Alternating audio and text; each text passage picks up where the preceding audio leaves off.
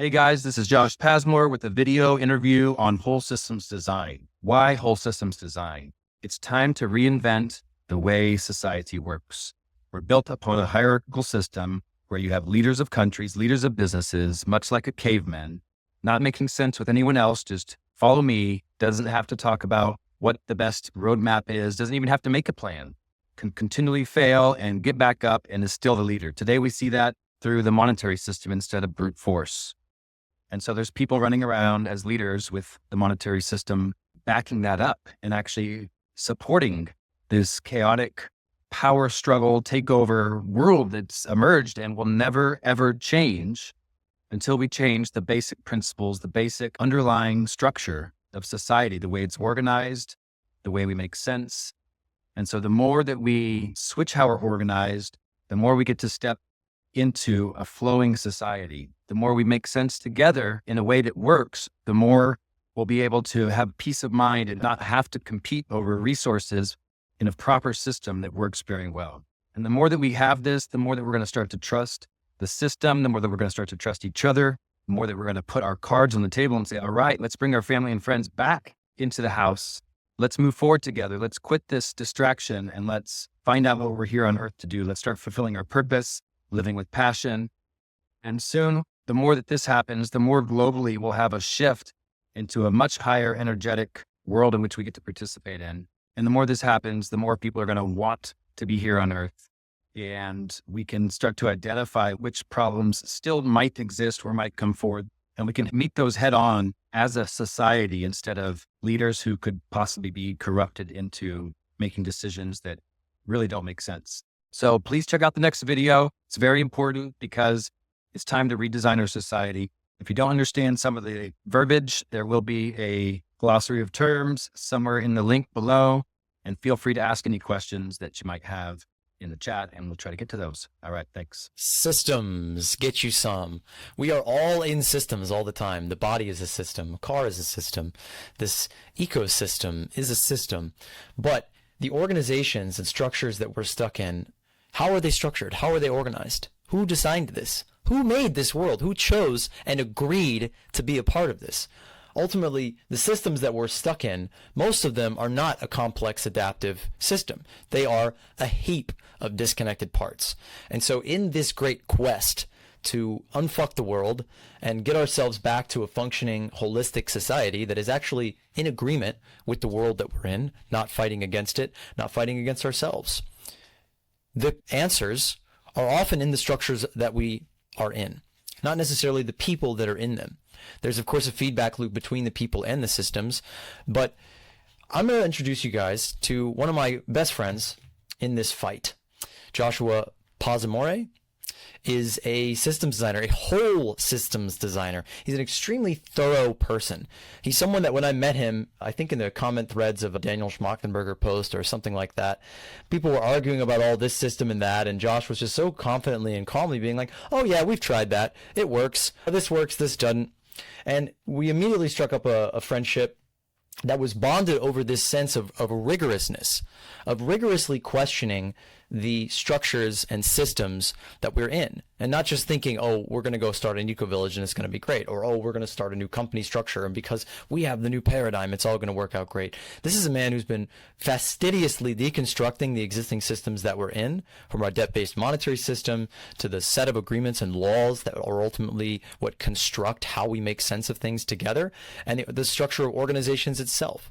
So, Josh, why don't you introduce yourselves and let's go on a little journey to restructure the organization and the social system, the software, the social contract, the set of agreements that hold us all together.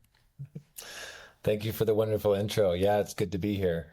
I'm excited. All right. So introduce yourself. Who are you? What are you here for? What are you doing? Why did you incarnate into this sphere? Well, what I do is I build sense-making processes and do some whole systems design to move us from a solo hero's journey to a collective hero's journey. And I've been on this path for 20 years.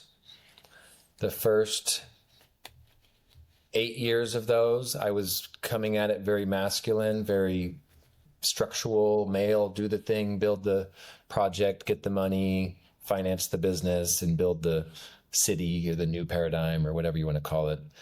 I had a turning point where I spent a few years in Costa Rica doing some shamanic things and looking for the balance of the masculine and feminine and looking for the language of the heart.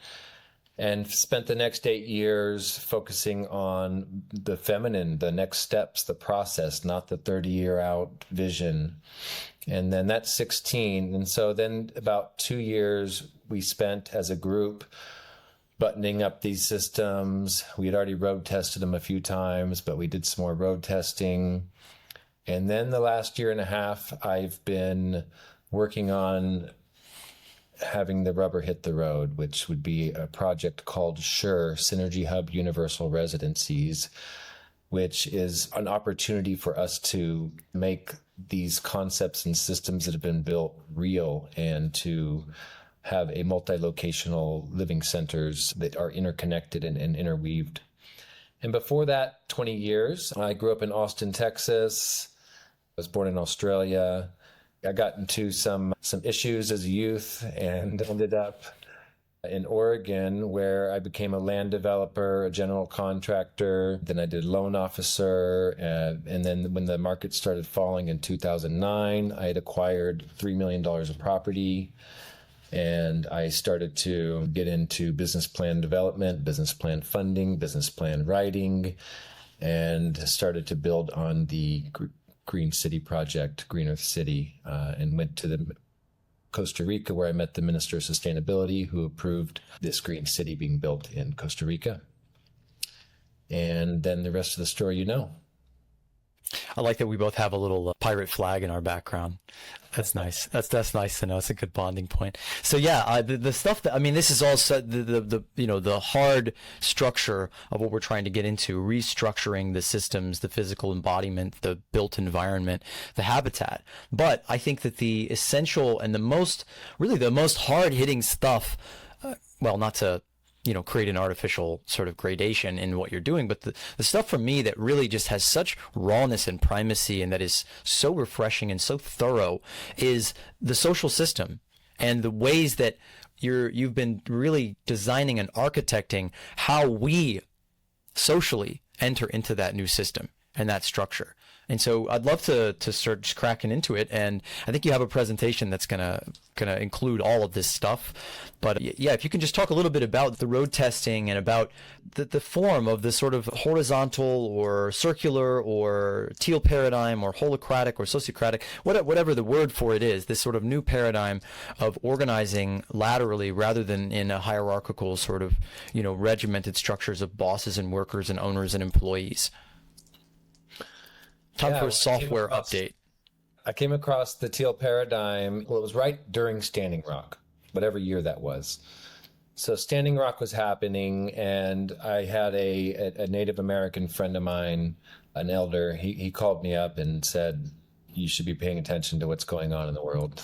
There's something happening, and that was Standing Rock. And right around that time, I was living in Costa Rica, trying to do the thing, build the dream. But at the same time, I had met a little resistance in my perceived outcome of how things would smoothly come together. And so I was doing a little self-reflection, and I guess I asked the universe, what are the best next steps? And what came to me was changing the way we do business, because business is more powerful than government, and it's being done wrong. And so I started to look at the basic outline, the principles of what that would look like when I came across teal paradigm, which is a paradigm as an organizational structure or a worldview. I realized that it fit perfectly with what I was wanting to create, and there was already a framework built. So as I looked into that, I looked at things such as holacracy and sociocracy and started to look at what parts were the good parts and what parts would be able to evolve into a new system, the kind of world that everyone would want to be a part of. And some of these holacracy, sociocracy, they're a great framework as they help us create self-organized businesses where before we couldn't do that. And now through people like Encode, who have taken the holacracy frameworks and sociocracy and putting them into, whether it's an LLC, a nonprofit, now we can self-organize.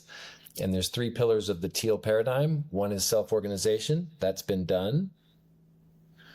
The second is purpose-driven, which there's a lot of work that's been done by Frederick Laloux of Reinventing Organizations, who's one of the grandfathers of the teal paradigm.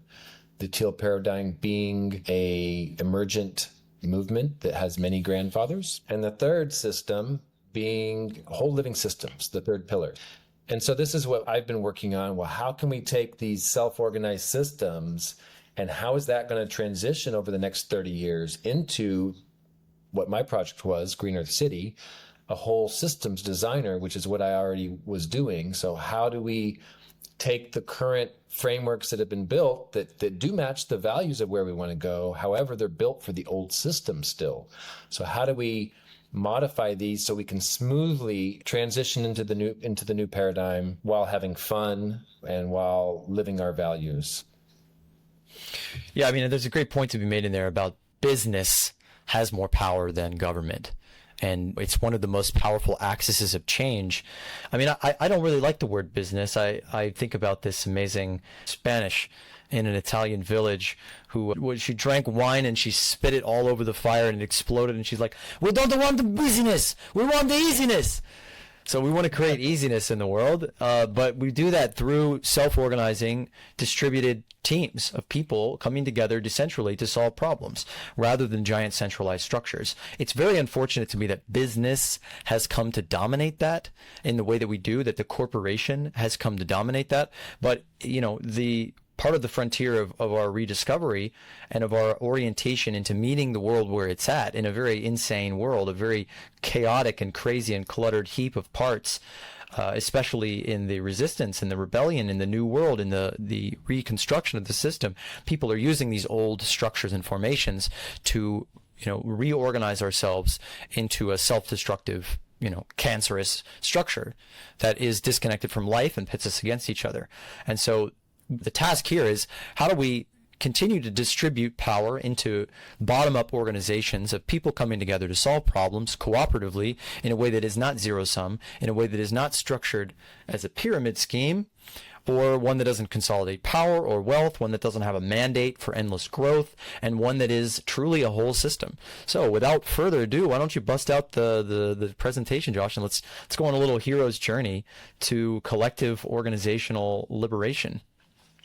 Sounds great. All right. So yeah, this is a little presentation that will give a brief overview, and what you can do is we can potentially attach a version to wherever this ends up. The New Earth operating system. So we call this NEOS, stands for New Earth Operating System, and this is an operating system that follows the teal paradigm principles. All right. And so as you can see, all of our systems are a part of the teal paradigm.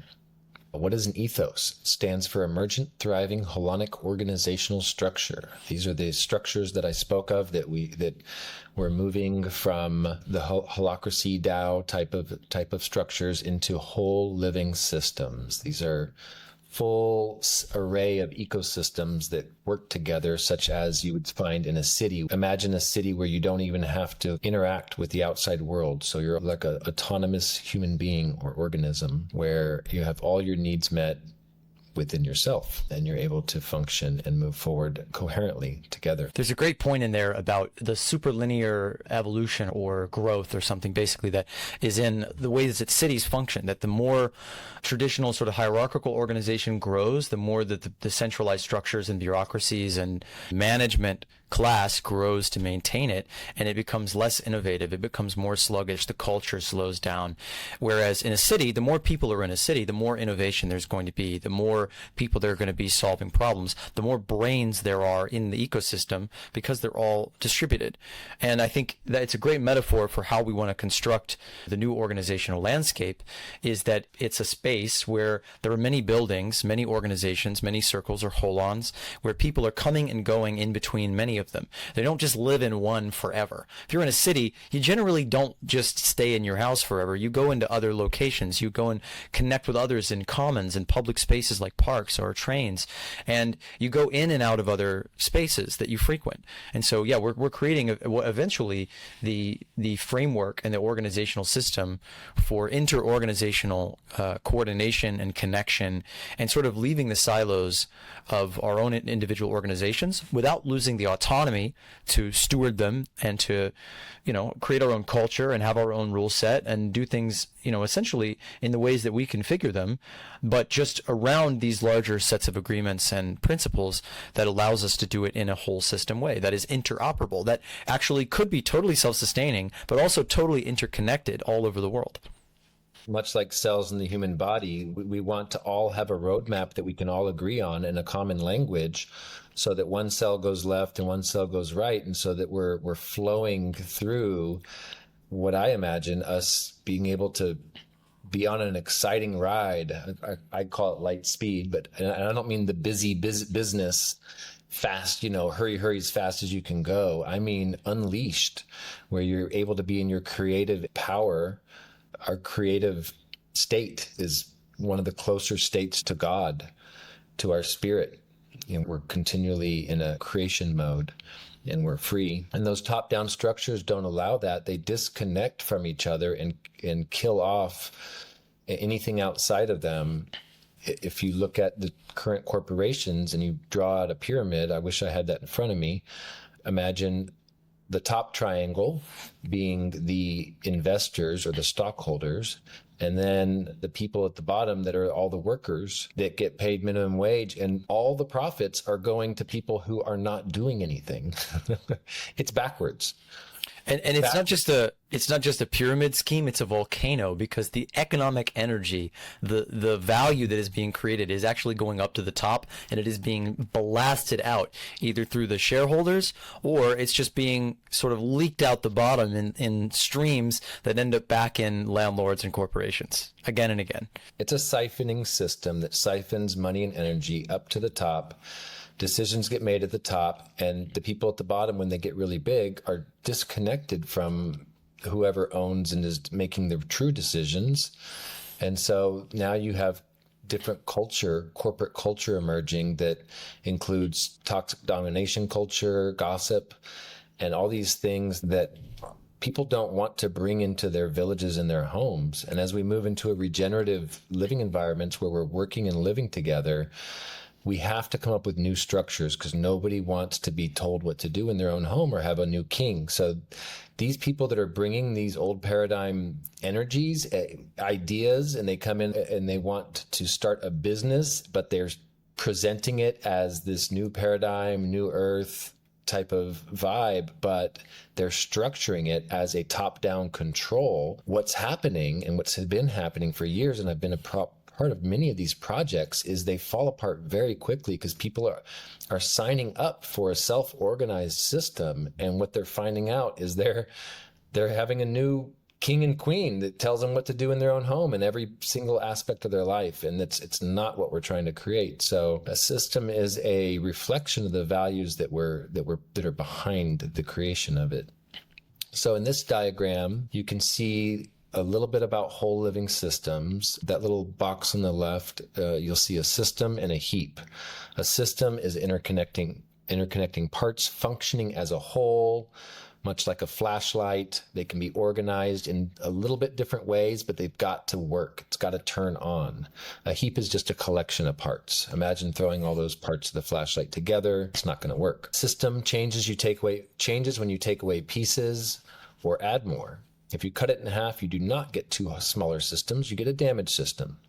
And a heap, you can basically take pieces out, put them in, and it won't matter. You just get more heaps and different smaller heaps. Okay, so you can read this, and this is a part of a presentation that you can pass out. So OmniOne is our ecosystem. This is what we've used: NEOS, New Earth Operating System, and Ethos, Emergent Thriving Holonic Organizational Structure. It's built with the Ethos and using the NEOS technology. So these are the things that OmniOne focuses on: currency, decision-making, community, and agreements. So it's Real quick recap though. A whole system, it means everything is connected to everything else, and that everything has a sense of ripple through the whole system. And what we're trying to do here with the whole system isn't to just change one thing. Like the Bitcoin people are like, just change the money and everything else is going to follow. Or the eco-village people are like, just get people in eco-villages and everything will follow. This is an overarching way of looking at these things, is all fundamentally interconnected, not just in a groovy, we're all one man kind of way, but understanding that, we need to think of everything. We need to consider all the parts of the system in the same way that an organism is connected completely to its whole surroundings. And so to remove one species from an ecology is actually going to affect everything. And this is the fundamental principle, which is simple, but it's also adaptive, and it grows and swells and shapes. Yeah, there's a book called The Infinite Game. Imagine there's a flow of river. Rivers are energy, and the banks or the sides of the walls are the structure which holds that energy in. So in the current system, of course, all that, it's a machine, and that's all been built for us. And it's our job to dig our way out and get out of that system, first of all. So they say in the finite game, you play within the boundaries. In the infinite game, you play with the boundaries. And this is what we're creating with these systems, is systems in which us as a self-organized system can create the boundaries of which we want to play in. And so when we release our energy or when we fund a project, we've already mapped out those boundaries or the banks of the river. We've built the structuring. Let's say it's going down a hill. That's how I like to imagine it. If you set the money loose or the energy free, and money is chi energy stored, at least in some regards, even though it's been hijacked. If you set that energy free on a hill with no structure, it's just going to flow everywhere, and it's going to just go everywhere and be wasted. But once we build the right container together and we understand together coherently what's going to happen when the water turns on, and then we can self-organize and play with the boundaries, and we get to create that future instead of someone else creating it for us. So just a very simple summation: structure creates flow. The banks of the river that are shaped creates the channel that allows things to flow. Bad structure, no structure, creates disorder, and the water's just going everywhere and we're losing it. Whereas we're trying to create a flow that allows it to catch and pool and recirculate and continually flow through a whole system. All right, moving on.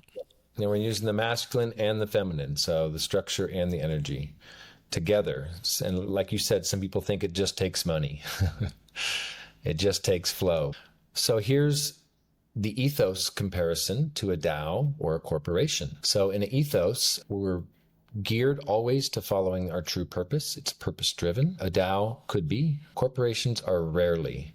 There's a great video by one of the fathers of the teal paradigm, Frederick Laloux, called Fake Purpose on YouTube. Suggest watching it. It's a really cool little video. It's pretty short. Well, the purpose is painted on at the end. It's like they have their structural orientation in a larger economy that's chosen for them. They've never questioned it. Then they basically structure themselves around what is going to get them money. And then they paint the purpose on after that and say, oh, we care about environment. We care about this. We care about that. And so, yeah, that's a big part of the storytelling that we're working to change. And the storytelling really has to be embedded into this whole, got to be walked in every aspect of the system. So you can see whole systems integration. Our ethos are built to work together to build whole systems. DAOs do not do that. None that I've seen. Corporations do not. Self-organized, yes. DAOs, yes, they're self-organized. At least they're supposed to be. Some DAOs are built wrong. They call them a DAO, but they have a leader and a controller. It's actually possible. It's a newer technology, or it's a newer thing, so people can get it wrong, and so the DAO space can look messy. Anything new can always look messy.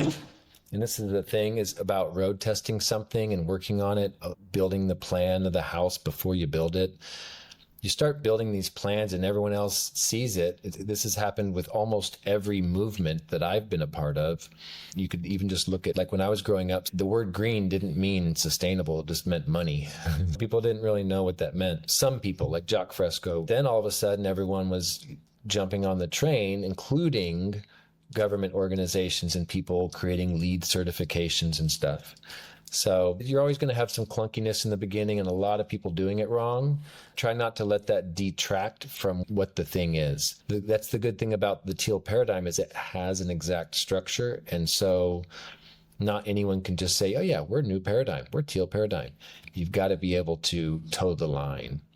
So the whole systems integration, self-organized, collective intelligence, the ethos has worked, and one of our biggest things we've done is the sense making, and how are we moving forward collectively making decisions so we're not stepping over each other, because a solution for one person could be a problem for another. And if we're not communicating and we're on the same team and we're just doing what we want and we misfire, and it can affect the whole system and everyone.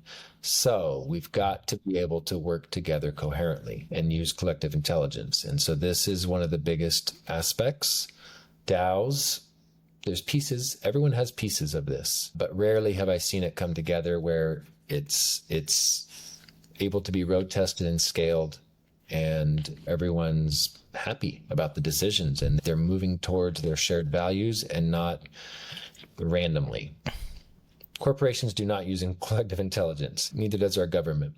Corruptible ethos is non-corruptible. And this has to do with our economic standards, our intellectual property standards, which DAOs and corporations don't have. In fact, corporations have quite the opposite. What's possible now interorganizationally, people know what they're signing up for. Decentralized teams can now come together. They fall apart. Many times I've seen them fall apart. They don't know how to make decisions. They got the same vision, but then they fall apart. Number one, people knowing what they're signing up for. I see this as the tipping point between centralized and decentralized. Somewhere in the middle is distributed. And when people know what they're signing up for, people are going to leave Walmart and everywhere else. When you say, hey, we're going to work together like this, we're going to distribute funds like this, versus you just do what I say and you get paid minimum wage, people are going to start moving towards this new paradigm. However, we have road tested it, we're building it. It's taking a lot longer than most people want. Well, I want to speak to that. Not a lot of people are thinking on this level, and a lot of people are rushing headfirst into whatever the new thing is, or into DAOs, or into even rushing into a sociocratic structure without really thinking about how we make agreements and how we sort of plan generationally and how we get aligned onto the same page and how we sort of cohere. And so this is a very nuanced and very advanced social technology that we're sort of learning as we go how to sort of cultivate into the structure of the system. Yes, exactly. I think it's putting the cart before the horse, even when people come in with saying, let's get funding, and they haven't done the groundwork, and the funds come in, and whoever brought those funds in says, well, here's what we're doing. I'm hiring this guy and this, and they just start making the decisions and then it just falls back. It just defaults right on back to the old paradigm. I've seen it many times. So here's the advantages between orgs. So this is something you can look at later. These are the charts that understand what we have is called a gen plan. Think of it like an operations manual. So what it does is it's something that everyone can look at and sign up to and understand where they're at, kind of like the Bible. The Bible was a book that not only had a lot of stories and principles, but it's also something that people could live their life by. So we've created this because right now we have business plans, and this is not a substitution for a business plan, by the way. You still have to have a good business plan in today's world. It's got to make sense. It's got to reciprocate, have money coming in. It's got to be self-perpetuating. And those are all done in the business plan. This is how we work together, not what we're doing, but how we're doing it. So how are we making decisions? How are we onboarding? How are our teams flowing back and forth? How do we deal with conflict resolution or prevention, et cetera, et cetera? By the way, we do conflict prevention. We don't have to do as much conflict resolution. So at the bottom, you'll see the culture code. This is the first level. If only we had such systems in place before these things happen. Yeah, and that's our solutionary culture does a lot of that. It's saying, hey, we have these agreements already built. It's already there. You're already in this gen plan. And so if something goes wrong, you can look and say, hey, was an agreement broken or not? And if it wasn't, we're saving all that time fighting each other over something that one of us thinks is right and one of us doesn't, but we never talked about it. And also understanding where we're going as well in a visionary sense, in a truly visionary sense. I've been working the last few days on the mythos of other organizations, helping them figure out, like, what is your story? What is the log line? Like, what is the plot? Like, where did you come from and where you're going? And this is the ethos, literally the ethos of the organization. And it's like, how are we organizing ourselves to embody this and move toward it in a much more visionary and all-encompassing way than just saying, here's how we get to the money, or here's how we get from this milestone to the next. It's really holistic. It's like, how are we becoming this thing that we're trying to create? Let's start at the top. That tells us, as a society, who do we want to hang out with?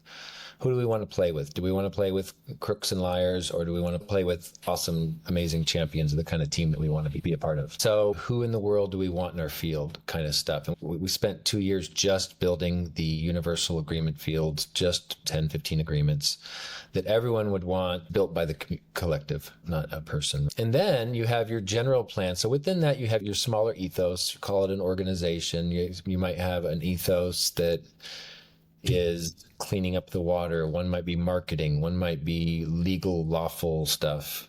So think of it like a business in some ways, but they can transcend those boundaries. Ethos do operate a little differently than just a business. Once again, they're interconnected, and you'll see that graph in a little while. So that's the general plan. Each ethos, each department will have its own gen plan, and it will tell the rest of it, will inform, much like a band playing together in real time. It will inform the others of what their next steps are and what they're doing, and it will give real-time feedback and reflections for all of this, which is super critical. And this is what a whole systems needs, and there's no one doing this, by the way. Then within that plan, you have normal spec plans. We have an application within the tech team that they would create a spec plan. Everyone would understand what's going on. There's something we call domains within our sense-making process that understand how these spec plans and gen plans come to be and pass, and how we can make proposals, and all these things that are very, very smooth. I would love to do a full session on it. We do have a video on our site, OmniOne.world, and it does talk about the ACT process. There might be a link somewhere in here on it. I would love to actually get a little free coaching here and do a next follow-up to this pod and just create a gen plan for the organization that we're building here. Another World is Possible, and all of our different plans. I'm sure that there's a next stage to this that's an intergenerational plan for organizations coming together and creating sort of interoperational agreements. It's kind of like putting together two different currencies sometimes. If they're a really good match, great. I can trade you my coin for Ethereum, okay? However, if you're talking, let's just say I have the tree coin, and it's a coin that I built, and you have the grass coin. It's like they could be built completely different. And in a true economy, and I mean a closed loop economy, let's say a village, which is the summation of the trees and the houses and all the stuff in the village, right? That's there. That's the sum of its economy. In a cryptocurrency, it's the same thing. What's the summation of everything? Let's say that one person has done some tech work and they've built a half of an app, and the other people have built an apartment building. Well, if we just start trading those coins, there might be 100 people in the tech group that have built something that's not even useful yet, and they may be running over to cash their coins in at the hotel that was built by the people. You see what I'm saying? And it would flood the hotel, and the people that actually did the work to build that hotel would be getting nothing out of it, if that app even ever comes to existence or even helps or any of that. It's complicated when you're mixing two people, because if they're making decisions different, a lot of these people, like I said, they run out there and they're trying to do a project, but then they're actually structured as a hierarchy with their name and their brand all wrapped up in this thing that basically they're super attached to, and they're attached to what they call intellectual property, which is just an idea that's not even been registered. So there's a control point that's hard to get past with that. So yeah, that's an essential point to build on in future, that we need to figure out how to become interoperable, even with structures that don't fully abide. I mean, that's the brilliance of a truly complex system, is it can integrate. Like, the body can deal with toxins. It does know how to get some of them out. And if you use the right herbs or the right medicines or the right toxin binders, you can pull them out. And so, yeah, basically the idea of the space of inter-organizational agreements, for this model to spread, it's going to have to be resilient enough to interoperate. And we're going to have to be able to create agreements with flawed actors, let's say. Yeah, and hopefully they're vetted and they're understanding.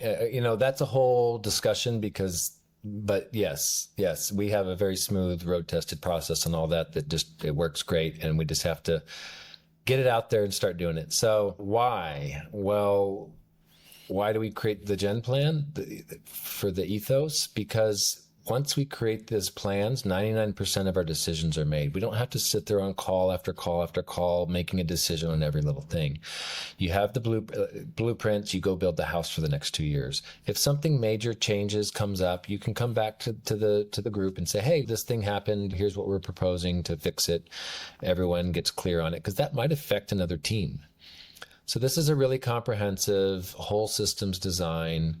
And once again, this solves 99% of our wasted time in the decision room. All right, now we get to structure and economies. So this is visual representation. And what you'll find if you dig deep enough or do enough research or enough self-thought on these things is that the economic model and the organizational model always match. So on the left, you'll see the fiat economy. The money comes in the top and it gets distributed down. On the right, the decisions come in the top and get distributed down. That's the standard system that we all are living in. And I wouldn't say all, because obviously it's not everything or everyone, but I think most people relate to that. And this just represents what we can do. We can build a new system, which will look like this, inside of that pyramid structure. And this is something we can do now. This is what the new system looks like. And once again, ours is based on a contribution economy. Some people also call it an access economy, resource-based economy. Those are all pretty much interchangeable, depending on, Michael Tellinger has contributionism, which is a little different than a contribution economy. So different people might have different versions of what that looks like for them. However, this is based on our contribution. It deals with access and resources versus the fiat economy. And it matches. You can see on the right, the organization has the universal agreement fields that we spoke of. That's for everyone you would want to be a part of in your society. On the left, we have a lawful border that holds the money together and says what it does and has all that wonderful stuff that's so transparent and fair. And so in the contribution economy, imagine on the left here, I mean, they're the same picture, but there's these 6 smaller circles. Those, let's just say that one's the building department, one's the automotive, food, housing, everything, whatever. Instead of packaging up the food, putting a price tag, putting it to a store to sell to your neighbor, instead we're growing together. And not everyone's gonna be a farmer. Maybe someone's building the automotive part. So this is an exchange, a way that we can use time banking laws, help your neighbor laws, and create a contribution economy, which is a pure form of what we're speaking about. And it's going to sound very utopian to many people. However, there is a transition to this. This is not something that I'm proposing that we just jump right in. There's a transition. And on the right, you'll see the organization. It's the same. You have the teams, and this little star pattern in the middle is the system that connects all those teams, and that works the same with that contribution economy. Any questions, Zach? Yeah, I mean, how does contribution work in relation to access? So you contribute and you gain access. So access on this third on the right, you would have taking money from the outside world. Let's say that one person in your team is making millions and he teaches 3 more people to make millions, and that all's coming, instead of in their pockets, that's coming actually into the system, that everyone gets to have a new water park and gym, and it can just be exponentially amazing. But those are being turned into assets. So on the right, you have level 2A, level 2 access. That functions purely on a contribution economy. And so they only provide access to resources based on contribution. So I might work what we consider part-time, 4 hours a day, and I might get access to all this stuff that I spoke of, right? Everything that's available, besides maybe specific stuff that you might have to still have a license for, like flying a plane or whatever. General access to everything in exchange for my contribution. Now, if I put overtime in, different people can make different systems. This is a choose your own adventure, build your own ecosystem, societal framework. This is not a one-way fits all. So this is not what we're proposing. I'm giving an example of something that does work, that has been tested in most instances. And this part of the contribution has not been fully tested, but we know that the legal parameters around it all check out. So we can take the middle level 2 ethos. Let's say it's a church. They buy land and they hold it in the level 2A, or they send that money from the current paradigm into a stewarded piece of land that everyone can access.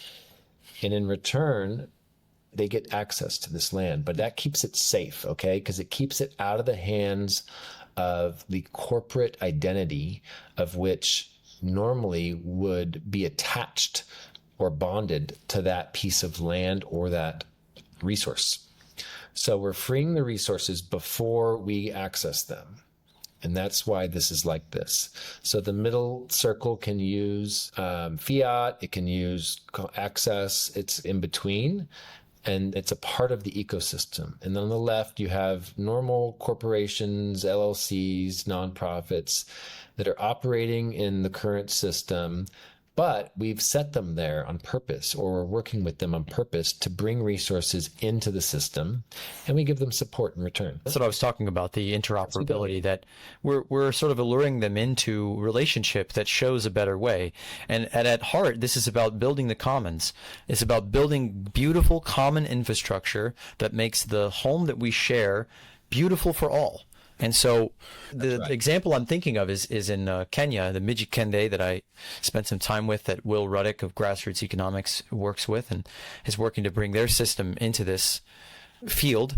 They had this system called the Mweria, which was like a commitment pooling system where it's all about contribution. But people sort of come together at this central spoke and they commit, they contribute, and they commit to helping each other in their different projects. And that gives them access to the commons. And if somebody stops contributing, if they stop making their agreements, if they break those agreements, then there's generally a graduated set of sanctions. There'll be a stick in their yard that's kind of like, hey, watch yourself, motherfucker. Contribute. Be a part of the whole. And, you know, generally this idea of the fear of the free rider, that, oh, if things are free, then people aren't going to contribute, is really broken. It's a broken thought. It's a broken mentality, and it comes from that hierarchical system where people only do things because you tell them to, because they're bossed around, or because you pay them, you know, scarce access tokens to get things that they want. Money is an access token. It's just a condition that's placed upon access that only validates a certain kind of contribution.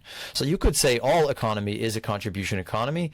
It's just been corrupted and perverted by a system that is designed to gate that access based on coercion and slavery.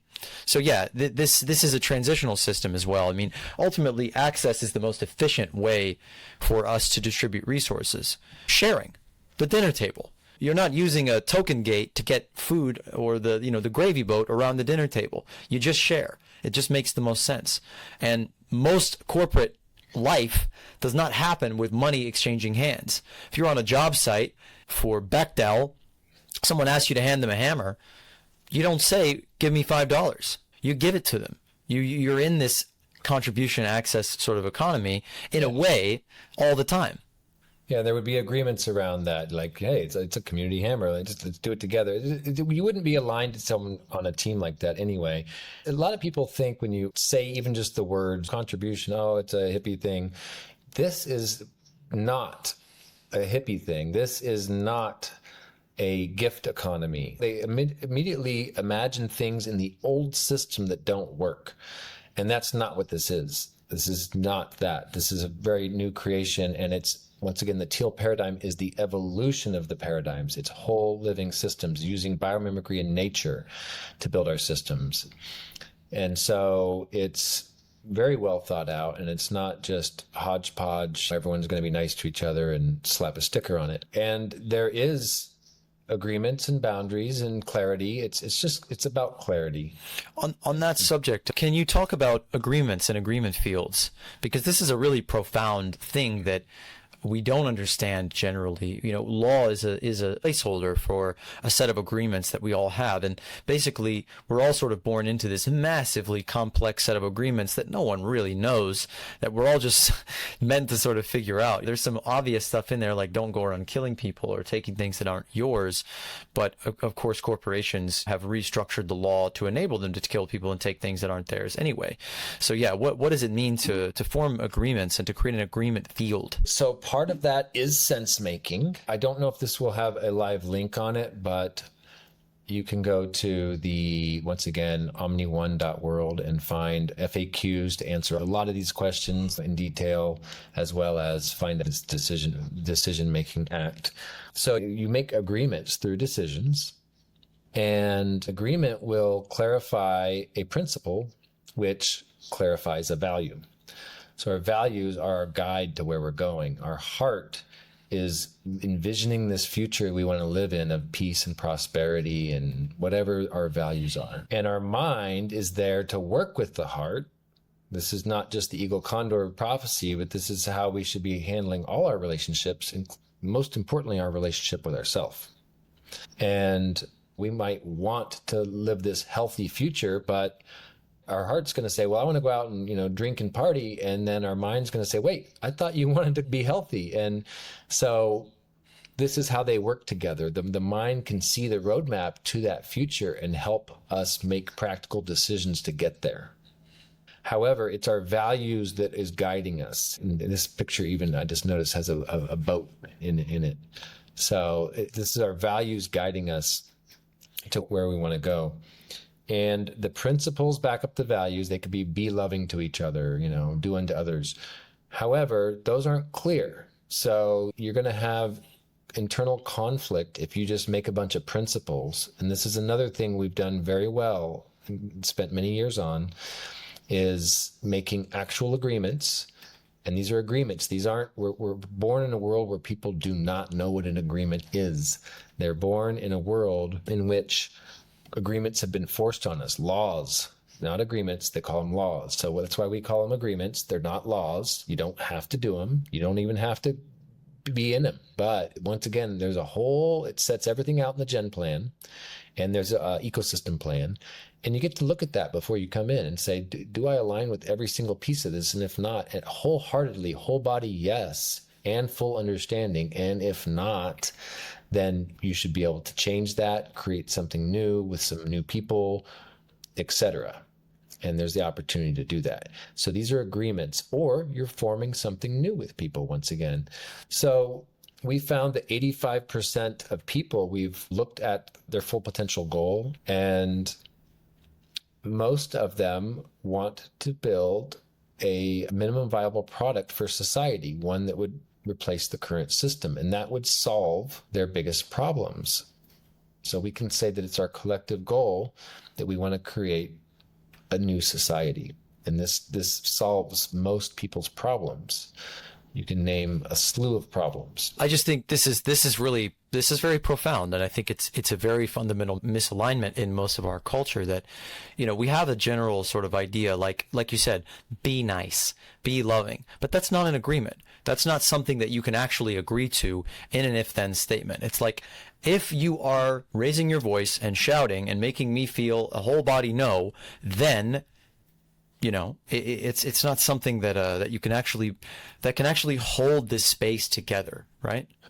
Yeah, I know you're giving an example, but that would be vague. You're giving me a whole body no, but that's subjective. So give me an example of a good agreement. Okay, let's say somebody on a team is not communicating. They're communicating poorly, and it's creating a bottleneck, and it's not allowing information to flow. They're holding assets and information that's keeping things back. How can you form an agreement around that that's going to ensure that things flow?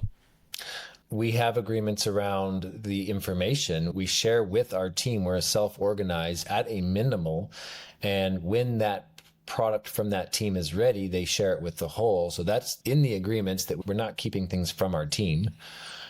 That's in the ethos agreements already. There's things like, if I feel off balance, I agree to take a moment and recenter myself. And you can say, hey, are you off balance? And we're not saying, well, you didn't recenter yourself. It's a gentle reminder. These agreements, there's not meant to be a whole law library of agreements where it's just all this structure that basically deadens us from moving anywhere, because we don't know what's law and what's not law, and we don't even know. So we might as well just forget it, and we're just stuck. And so that's too much structure. That's too heavy on the male structuring. We want to be able to be emergent, and this is why we're building our own systems. And so an agreement could be, before I make a assumption, I agree to asking questions to clarify. And so that's very measurable. Someone comes and they say, you're this, you did this and that means you're this. You say, well, wait, that's an assumption, right? So remember, we agreed to ask questions. Okay, well, did you mean to do this? And you say, actually, no, I didn't mean to do that. Oh, well, I thought because, no. And so if they had done that in the beginning, you can see how that would be just a very smooth conversation, and that would prevent the conflict from happening. So simple agreements, it could be, take your shoes off when you enter the room. It's a very clear agreement. It's very clear. There's nothing weird about it. Don't pollute the water source. Pretty simple. I think about my friend, my Awako and Kogi friends. They are in agreement with the natural living system. They are constantly asking permission, and they are communicating with the ecosystem, and they have a set of agreements for everything. And if there is an agreement, they don't proceed. And if they don't have consensus, they don't proceed. I think that's really what this is about at core. But it isn't about every single decision needs to be agreed to every single time. It's like you're creating a set of agreements that hold you into a field. It's like when you sense a tension, you can create a role, you can create a new circle, or you can create an agreement that's saying, hey, this is a tension that we're all feeling, that's a consistent thing that affects everybody. Let's sort of draw this through line through the whole circle, the whole organization, and sort of define this agreement as something that needs to be upheld. Yeah, if there's not an agreement to handle it, you can always propose that, and you just have to say, hey, here's an issue or problem or whatever you want to call it. Tension, and so it's just the difference of where you're at and where you want to be. That's all. So, Josh, we skipped a couple of sides. Well, can you talk about the consortium? Actually, I think that's interesting, because that seems like that's the intergenerational agreement, or that's the interorganizational agreement. Yeah, interorganizational. You can see that there's at the top sharing nothing. They come into a consortium field where they start to share some different things.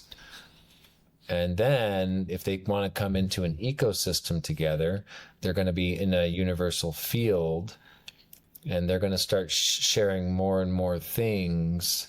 This needs to be updated. This is a slide I threw in here for when we did our presentation with the Venus Project. And so number 3, you start to get into a space together. So imagine number 2 is where you're working together within an ecosystem, but you're not in the same space. And so you're sharing a lot of stuff. However, you start living with people. We're allowing the space and providing the space in the Synergy Hub Universal Residency Project for things like this to emerge. However, we're not forcing anything at all to emerge. So if you were to come together as an ethos and live together, you would already have established all of these agreements ahead of time. We're allowing these to emerge while they don't have to. We can just use these as centers that we can all have different events and congregate around and move around and reorganize. And it's kind of a flowing center that allows for that. But if you were already working together, those would more easily fit into this third, where you have these detailed space agreements. Each place in a community center or in a village, each room can have its own agreement field, and it can have 24 of them in 24 hours. Okay, it can have hour events all day long. So these things are they're very Modular. customizable. So, Josh, we're running up on time here. There's so much more to get into.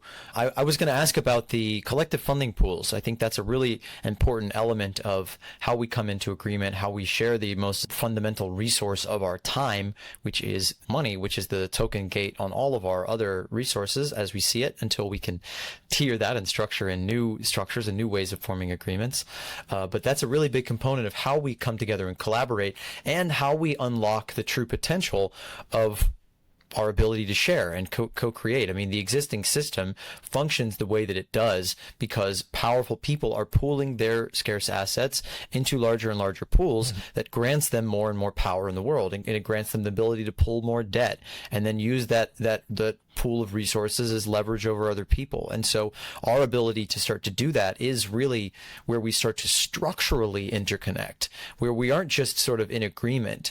We aren't just sort of on the surface level a part of something. We are actually saying my economic life and yours are one.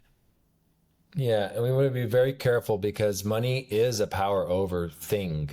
And if we have a system where people are allowed to do that, they will do it. You know, look at the prison experiment, the Stanford experiment. You put someone as a guard as a role, and they're going to beat and mistreat the prisoners. It's human nature. So we don't give people the button that tortures everyone around them. We just don't give it to them. Real quick, I'd say it's human nature to adapt to the shape of their container. And I think that the overarching thesis of all this structural change is that the structures that we're in really shape the people that we are. And it shapes the way that we interact with each other and the way that we do business or easiness or the way we govern, the way we make sense of the world. And so, yeah, if you put people into a system that's constrained and developed by a power over a system that was literally developed to enslave people, because that's what coins were. And debt itself begins in this IOU until I own you. And that was instant. That was an instantaneous process when that sort of form of agreement, that form of currency entered human structure. So yeah, in the transition of disempowering those structures from shaping our consciousness to their formation, how do we start to pool that and transition and share and work with that resource? Yeah, because these systems and structures are the main influence for our culture. So it's very important that if we create a new transportation system, we don't have to fix every driver in the world or give them tickets when they speed. So yeah, they're very powerful. So here's the economic flow. This, once again, people are very stinted on the money, and every situation is different. Every business is different. I showed you 3 different ethos, level 1, 2, and 3. They're going to be different. This is meant for a level 2A for sure ethos. Okay. This is the 2A contribution economy financial distribution chart. However, obviously there will be other iterations across different instances. So in this case, money would come in, we say escrow, but hopefully we get to the point where we have this bank account, let's call it, this funding pool that honors our decision-making process to the T, and it will never be corrupted. And what we decide is where it goes and how we decide. That would be great. Right now, it's super corruptible. It's ridiculous that humans haven't got to the point where they have an uncorruptible money system, but it is. So the first thing we do is we decouple the power over dynamics and the survival and take that away from money. And we do that through basic needs, the survival part. We don't want money to equal basic needs, survival. We want to take that out of people's heads. They contribute, they're part of the family, they're part of the tribe, and they're taken care of. We don't want someone working to not have their needs taken care of. So we have outlines of agreements. Sometimes there's a startup that does not have an income, and there's an agreement for that. And it says, I agree to not do more than I'm responsible for my own health, something like this. So we have our basic needs taken care of once that funding pool is getting a return on whatever it's done. And then we would pay off any debt that we incur. We do not take equity. So I'm not talking about equity. Equity equals control. and we don't want that. So we're talking about debt-free commons. Then it would go to the next steps of the Gen Plan or Eco Plan. Now, if there's an overflow after all that's covered and there's still money, you can increase your basic needs program and include vacations and computers and whatever, right? Build the collective commons and make better buildings and better access and a water park. So you can do all that with the overflow. As long as the critical next steps are taken care of, that rest would be overflow. That's an example. And none of this has anything to do with money. It can be done on a level 2 ethos, where they build the collective commons by putting money into real assets that are taken out of this controlled system that's corrupt. I'm not talking about the whole system. Everything's a system. Or increasing the basic needs. Basic needs is access. I'm accessing the food. I'm accessing the housing. I'm accessing the transportation. So none of those have to have money involved in them. But they can. So I can still work at my nonprofit, at my LLC, and then I can also go contribute. I just want to the this isn't just hippie bullshit line. If new next generation organizations can utilize these structures and things like commitment pooling, time banking, mutual credit, community currencies, access systems to reduce the amount of money that it takes to run our organization. Before we go out trying to find new money, we should be first and foremost trying to collectively agree, how do we keep as much of this stuff in our system as possible? How do we need it as little as possible? How do we become more efficient? How do we become more self-sovereign, truly sovereign over our own resources, over our own ability to feed ourselves?